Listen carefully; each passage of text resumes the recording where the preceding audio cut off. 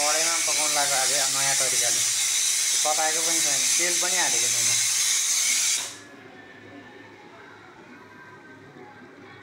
हेरौँ लास्टसम्म कस्तो हुन्छ आज नयाँ किसिमको यो पोर्क साँधेर हैन, यसलाई चाहिँ कडाईमा फ्राई गर्न लाग्यो है साथीहरू। टेस्ट कस्तो हुन्छ भन्ने कुरा चाहिँ यो अन्तिमसम्ममा मात्रै थाहा हुन्छ हैन। आज नयाँ तरिकाले पकाउन लाग्यो।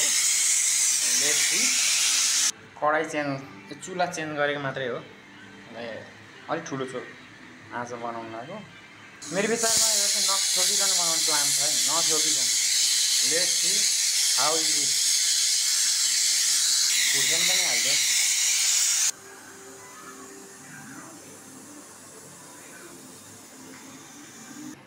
यो खुर्सानी पिस्नु पर्यो क्या, खुर्सानी हरियो खुर्सानी पिसेर पनि हाल्नु। सो यसरी हाल्नु है।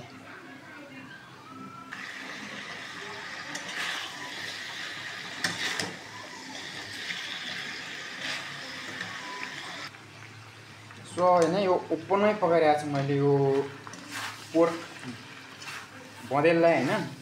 यसमा चाहिँ बोसो अलिक बढी छ।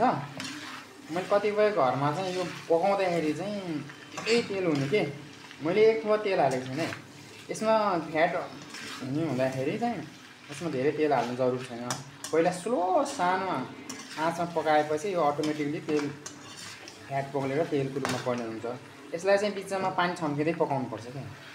अलिकति पानी हाल्यो भने के हुन्छ, यसमा पछि ओइली देखिँदैन। ओइली देखेपछि मान्छे खानै सकिँदैन।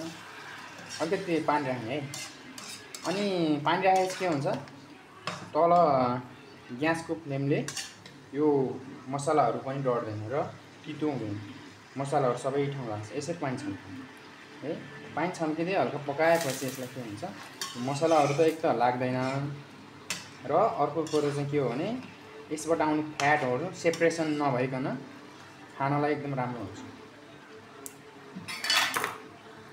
दाल यहाँ पाकिरहेछ, साग हालेर दाल बनाइरहेको यस्तो हुन्छ नि त। यता चिकन पनि पाकिरहेछ कि, यता पोर्क सेपरेट छ है। चलाउने भाँडा पनि हर चिज पकाउँदाखेरि सेपरेट गर्नु जरुरी छ। डाडुको सेपरेट, चिकनको सेपरेट हैन। यसरी चाहिँ के हुन्छ, हामीले चाहिँ शुद्धिकरण गराउन सक्छौँ कि। थ्याङ्क यू है साथीहरू, thank you. Happy Dashain, happy Dashain.